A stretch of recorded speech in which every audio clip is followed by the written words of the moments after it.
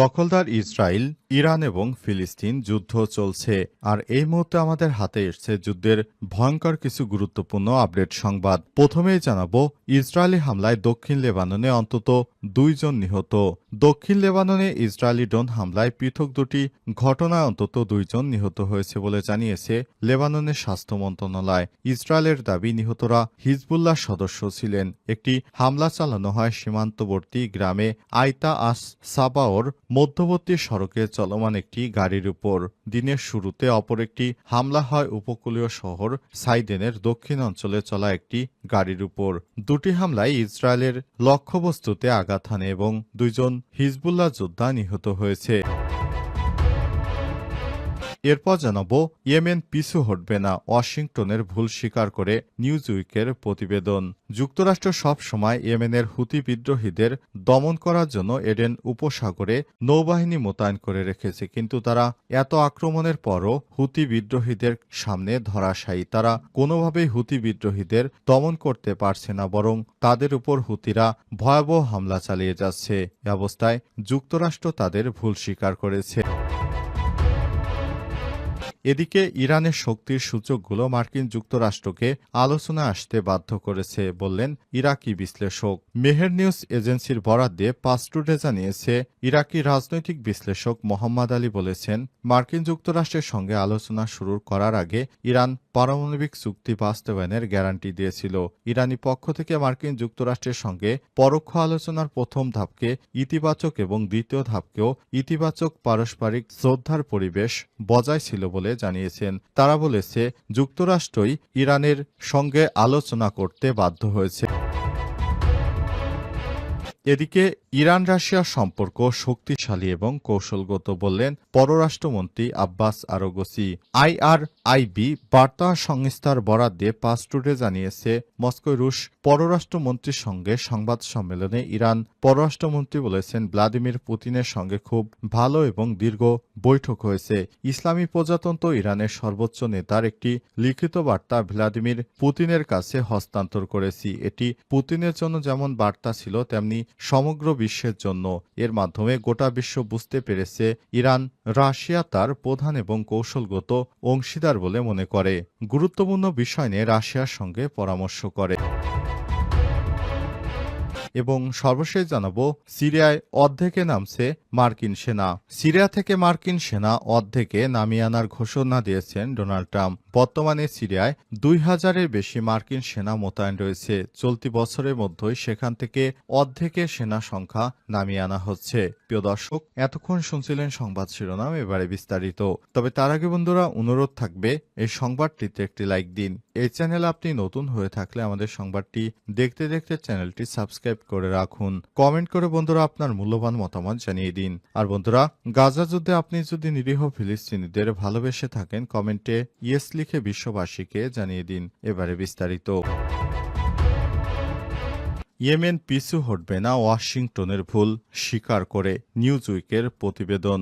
বর্তমানে ইয়েমেনের হুতি বিদ্রোহীরা মার্কিন যুক্তরাষ্ট্রের সঙ্গে মাঝে মাঝেই যুদ্ধে লিপ্ত হচ্ছে। বিশেষ করে এডেন উপসাগরে হুতি নিয়ন্ত্রিত স্থান দিয়ে যুক্তরাষ্ট্র এবং পশ্চিমাদের সমর্থিত অর্থাৎ ইসরায়েল সহ পশ্চিমা মিত্রদের যদি কোনো জাহাজ চলাচল করে, সেখানে মাঝে মাঝেই হামলার শিকার হতে হয়। যুক্তরাষ্ট্র থেকে বারবার এডেন উপসাগরীয় এলাকায় তাদের অতিরিক্ত নৌবাহিনী সহ অস্ত্রশস্ত্র মোতায়েন করার পরও সেখানে হুতিদের নিয়ন্ত্রিত এলাকায় কর্তৃত্ব বজায় রাখতে পারেনি মার্কিন যুক্তরাষ্ট্র, বরঞ্চ প্রতিদিন নিয়মিতভাবে মার খাচ্ছে মার্কিন নৌবাহিনী এবং সেনাবাহিনীর সদস্যরা। হুতি নিয়ন্ত্রিত এলাকায় তারা গতকালও ব্যাপক বিমান হামলা চালিয়ে 278 জন হতাহত করেছে। কিন্তু বার্তা সংস্থা এবং বিশ্লেষকের বিভিন্ন স্থান থেকে জানা গিয়েছে, তারা হুতি বিদ্রোহীদের নিয়ন্ত্রিত এলাকায় গিয়ে মার খাচ্ছে দখলদার ইসরায়েলি বাহিনী এবং যুক্তরাষ্ট্র। তারা হুতিদের সাথে তাদের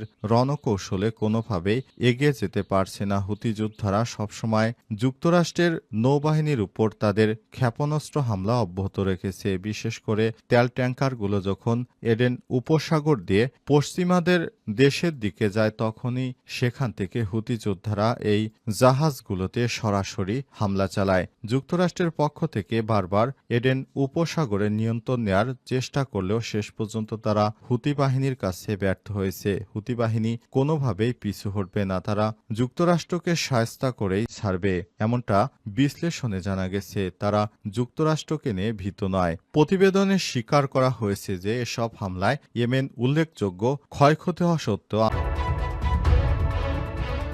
ইসরায়েলি হামলায় দক্ষিণ লেবাননে অন্তত ২ জন নিহত। দক্ষিণ লেবাননে দখলদার ইসরায়েলি বাহিনীর ড্রোন হামলায় পৃথক দুটি ঘটনায় অন্তত ২ জন নিহত হয়েছে বলে জানিয়েছে লেবাননের স্বাস্থ্য মন্ত্রণালয়। ইসরায়েলের দাবি নিহতরা হিজবুল্লাহর সদস্য ছিলেন। একটি হামলা চালানো হয় সীমান্তবর্তী গ্রাম আইতা আশ সাবাওর রমেশের মাধ্যমে সড়কে চলমান একটি যানবাহনের উপর। দিনের শুরুতে অপর একটি হামলা হয় উপকূলীয় শহর সাইদনের দক্ষিণ অঞ্চলে চলা একটি গাড়ির উপর। লেবাননের স্বাস্থ্য মন্ত্রণালয় এক বিবৃতিতে জানিয়েছে সাইদন বাজিয়ে সড়কে ইসরায়েলি শত্রুর হামলায় একজন নিহত হয়েছে। এটি ছিল দক্ষিণ লেবাননে ইসরায়েলের টানা চতুর্থ দিনের হামলা। গত নভেম্বরে ১ বছরব্যাপী সংঘাত থামাতে অস্ত্রবিরতি কার্যকর হলেও ইরান সমর্থিত হিজবুল্লাহদের সঙ্গে চলমান উত্তেজনার মধ্যে ইসরায়েল প্রতিদিনই লেবাননে হামলা চালিয়ে যাচ্ছে। ইসরায়েলি সেনাবাহিনী জানায় সাইদন এলাকায় একটি নির্দিষ্ট লক্ষ্যবস্তুতে হামলা চালিয়েছে হিজবুল্লাহ যোদ্ধা মোহাম্মদ জাফর মান্না আদ আবদুল্লাহকে হত্যা করা হয়েছে। তাদের দাবি আবদুল্লাহ লেবানন জুড়ে হিজবুল্লাহর যোগাযোগ ব্যবস্থাপনার দায়িত্বে ছিলেন। গত সন্ধ্যায় সেনাবাহিনী জানায় আইতা আল সাব এলাকায় আরেক হিজবুল্লাহ সন্ত্রাসীকে লক্ষ্য করে হামলা চালিয়ে হত্যা করেছে ইসরায়েলিরা। হিজবুল্লাহ এখনও এসব হত্যাকাণ্ড নিয়ে কোনো মন্তব্য করেনি। এএফপির এক সাংবাদিক জানান সাইদনের হামলায় একটি 4 হুইল ড্রাইভ যানবাহন লক্ষ্য করা লক্ষ্যবস্তুতে পরিণত হয়, যার ফলে আকাশে ঘন কালো ধোঁয়া উঠতে দেখা যায়। ঘটনাস্থলে নিরাপত্তা বাহিনীর সদস্যরা পাহারা দিচ্ছিলেন। দগ্ধ হয়ে যা গাড়ির ধ্বংসবিশেষ দেখতে আগত জনতা তখনও সেখানে ভিড় করছিল। আগুন নিভিয়ে ফেলছিলেন ফায়ার সার্ভিসের কর্মীরা। ইয়েমেন পিছু হটবে না, ওয়াশিংটনের ভুল স্বীকার করে নিউজউইকের প্রতিবেদন।